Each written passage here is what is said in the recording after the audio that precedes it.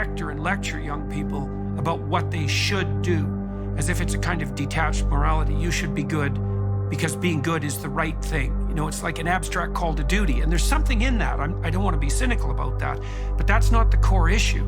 The core issue, I think, is the fact that in that adoption of responsibility, you find the deepest meaning, and that's... My daughter is mine now, but she won't be mine forever. She's gonna marry somebody. I like the idea of her marrying a good man with honor and principle, a man like me. I don't want to marry some idiot. So they call me a misogynist and I'm anti-woman. I'm pro-woman. The best way you can improve the lives of women is make men, better at being men. Because when a man is a good man, he's good for all of society, including women. He's good for everyone around him when he's good at being a man. Where like a car has a governor on it, it can go 130, you know, the governor's only gonna go 91. Right? And the whole thing about that is a true statement, you know, like what you said. Our mind wants to protect us. The mind is like, honestly, it has a tactical advantage over us.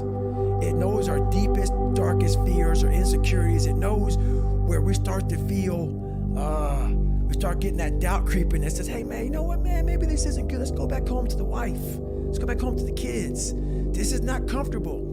So in that moment, the mind directs us. It's a protective mechanism. It saves us from doing bodily harm, or it really saves us from discovering that the mind's like, I want to be in charge of you. I don't want you to be in charge of me. So it tells you, let's just stop right here.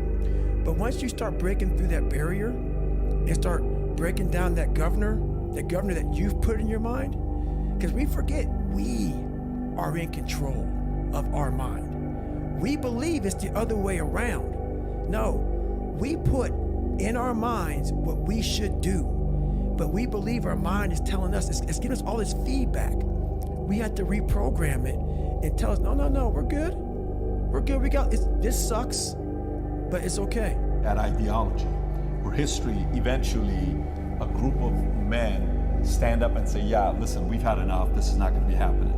I do believe that in history it's always been the same. I believe it's always been a select group of good men who are up against evil. I think they've always been outnumbered, and it's always been difficult, and they've always suffered. All of them. But other than that pleasure in aiding the best in other people to come forward, I don't think there is a deeper pleasure than that. And that's how you push yourself to the level you never thought you'd be able to push yourself. Well, the truth of the enterprise. So let's say, well, is it true that men should become husbands, fathers, warriors, builders, priests, and kings in that kind of biblical tradition? And the answer to that might be, well, what happens if they don't? What's the reality of the situation where men abandon themselves, let's say, to chaos or become tyrannical and hyper-orderly? Well, then you get something indistinguishable from hell. You know, you get the failed state on the chaos side.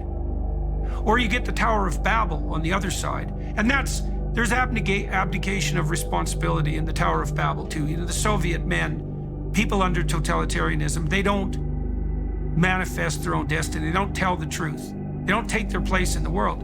And the consequence of that is that you get hell real quick. And you might say, well, hell isn't real. It's like, you don't know much about history if you don't think hell is real.